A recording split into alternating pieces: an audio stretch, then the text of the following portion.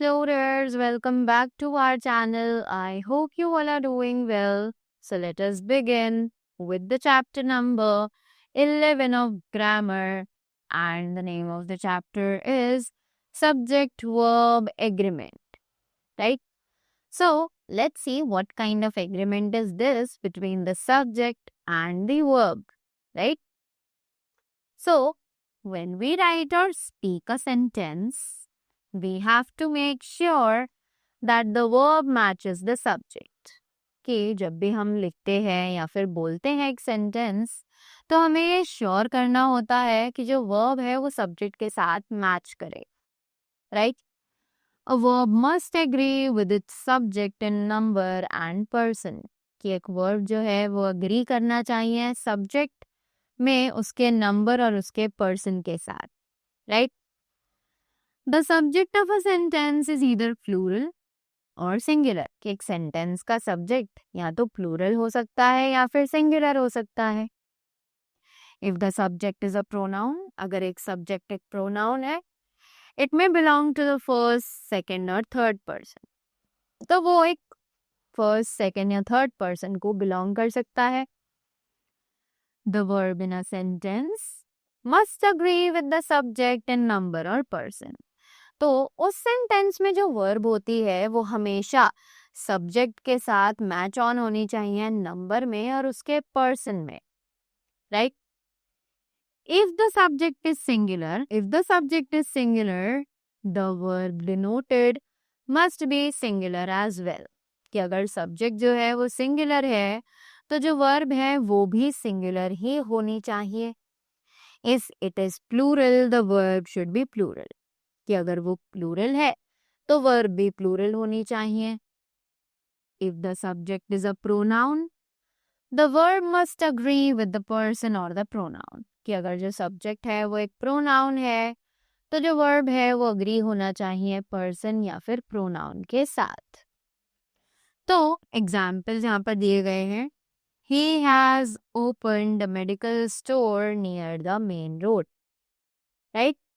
So here he is the third person. तो यहाँ पर हमने देखा इस सेंटेंस में he जो है वो एक थर्ड पर्सन है and a singular pronoun, और साथ ही साथ एक singular pronoun भी है, right?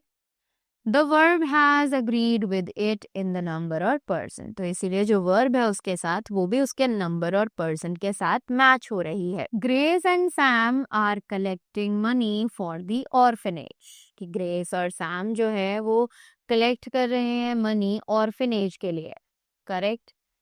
So hence the subject Grace and Sam is plural, क्योंकि जो सब्जेक्ट है ग्रेस और सैम वो प्लूरल है and it is made of two nouns, और ये दो नाउन्स को मिलाकर बना है. And the verb agrees with it in number and person, तो इसीलिए जो वर्ब है वो उसके नंबर और पर्सन में अग्री होता है. So let us learn few rules of agreement of the verb with the subject. तो अब जल्दी से कुछ और नए रूल्स पढ़ लेते हैं जिसमें हम वर्ब के एग्रीमेंट के बारे में जानते हैं सब्जेक्ट के साथ, right? Two or more singular subjects joined by and take a plural verb. तो दो या दो से ज्यादा सिंगुलर सब्जेक्ट्स जो कि and को यूज करके ज्वाइन होते हैं वो अपने साथ एक प्लूरल वर्ब ही लेते हैं. जैसे कि she and her sister were absent.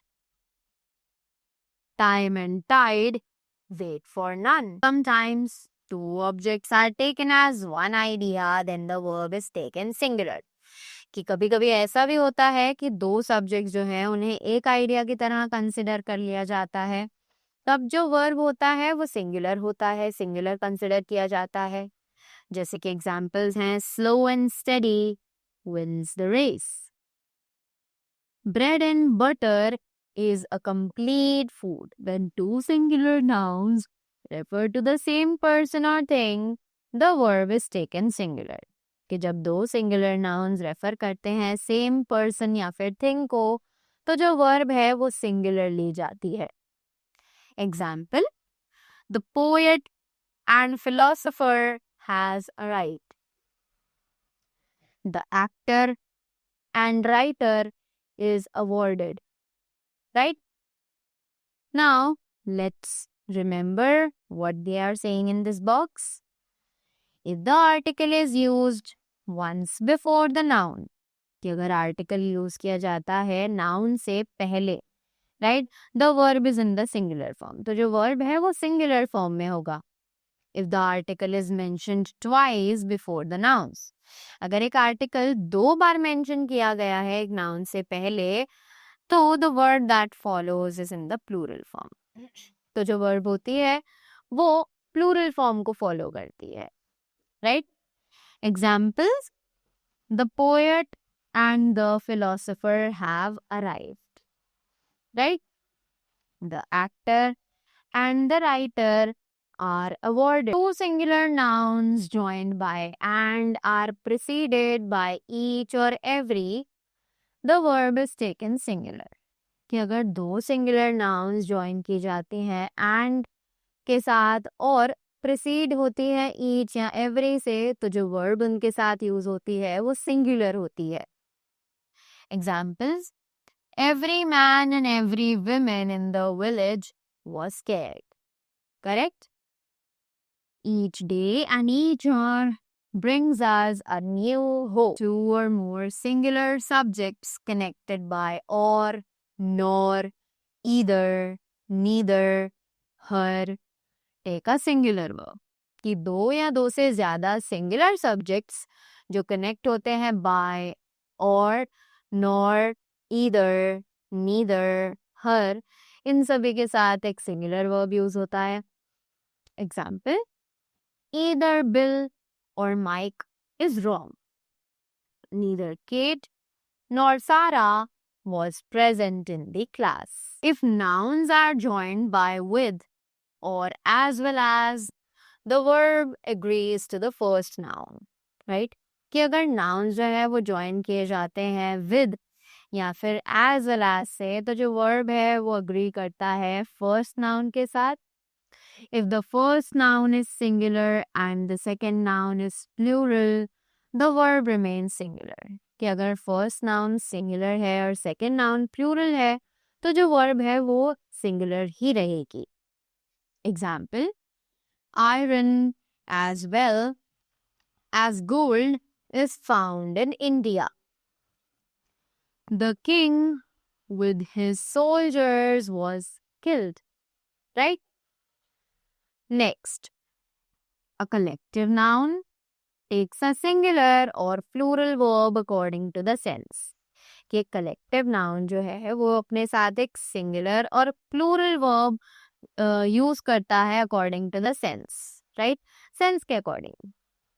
If oneness is expressed, the verb must be singular. अगर एक person या एक singular की बात हो रही है तो हम singular verb को use करेंगे.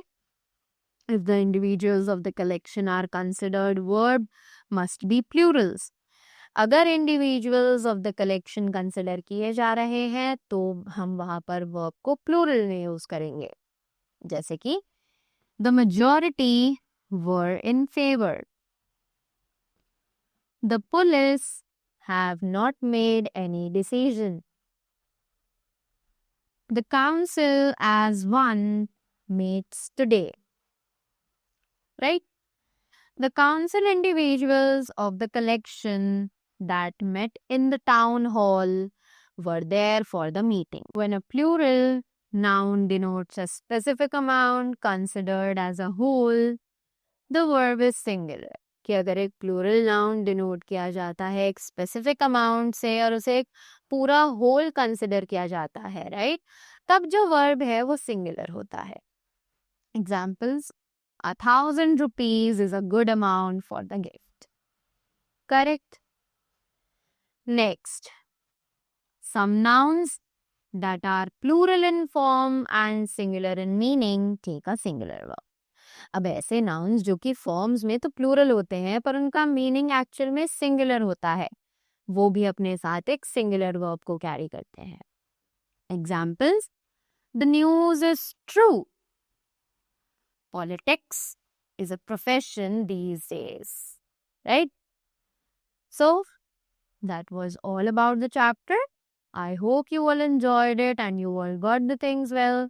So that was all from my side. Thank you so much and do have a great day ahead.